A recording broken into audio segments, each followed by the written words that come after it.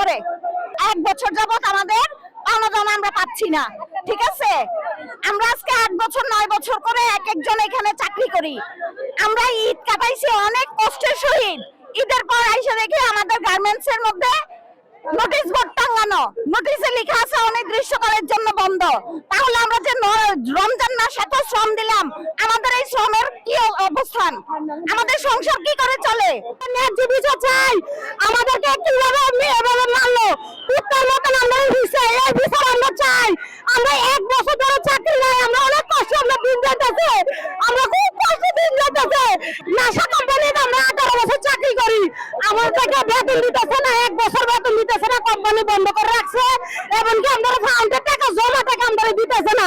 আমাদেরকে টর্চারিং করছে, আমাদেরকে ইনকটকাল মালাইছে, ডক্টর লোক দিয়ে আমাদেরকে আক্রমণ করাইছে, মালিক পক্ষের লোক ছিল।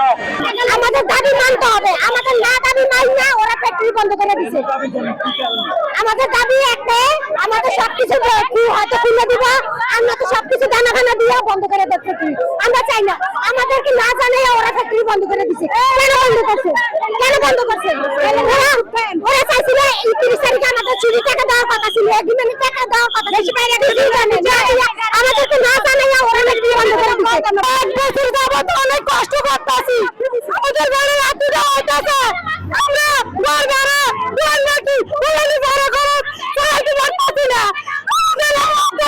কি কারণে হইতেছে? আমরা বিচার চাই, আমরা বিচার চাই, আমরা 1 বছর অনেক কষ্ট করতেছি, আমরা গরিব মানুষ। আমার ভাই একটা রক্ত করতে আছে, আমি কিছু করছি না। আইনের লোকটি প্রধানমন্ত্রীরা ভোট দিচ্ছে, আমরা আইনের লোকে মাত্র আমরা কি করছি? আমরা বিচার চাই, আমি আইনমন্ত্রীর কাছে। আইনমন্ত্রী আমার বিচার না করেন।